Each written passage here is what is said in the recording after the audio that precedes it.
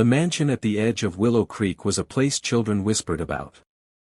Its black iron gates stood taller than the boys who dared throw baseballs across the street, and its glass windows glimmered like watchful eyes.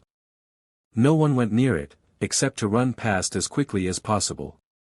Inside that mansion lived a man the whole town knew, though few had ever spoken to him. His name was Alexander Gray, CEO of Gray Enterprises, a company whose holdings stretched from shipping lines to luxury hotels. At 45, he was wealthy beyond measure, but he carried himself with a coldness that made even the boldest hesitate. The town called him the Grumpy Millionaire. He never smiled in photographs. He never attended charity galas. He never waved to the neighbors. Even his mansion, though magnificent, felt empty and severe, like a museum of one.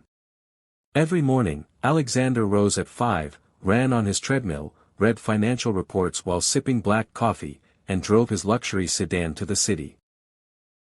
And every evening, he returned just as quietly, the iron gates sliding shut behind him with a finality that told the world, "Stay out." But on a misty autumn morning, everything changed. 8-year-old Lila Carter lived in the little cottage right next to the mansion. Her house was the opposite of his, paint peeling, a crooked mailbox, and a garden where wildflowers grew like happy rebels. Lila lived with her single mother, Claire, who worked 2 jobs, as a waitress in town and as a seamstress late at night. Lila was small for her age, with messy curls and a smile too big for her face. She carried an oversized backpack that seemed to weigh more than she did. Her mother walked her to school when she could, but lately, Claire's morning shifts made it impossible. That morning, Lila stood outside her gate, clutching her backpack straps, staring at the long walk ahead. The school wasn't far, but to an 8-year-old, the streets felt wide and full of strangers. She chewed her lip nervously. Just then, the iron gates of the mansion creaked open. Out drove a sleek black car, its windows tinted. It stopped at the corner, waiting for traffic. Through the glass, Lila glimpsed him, the man everyone whispered about. He looked serious, jaw sharp, suit crisp, eyes fixed straight ahead. The kind of man who never noticed little girls. But Lila's heart thudded. Her feet moved before her mind could stop them.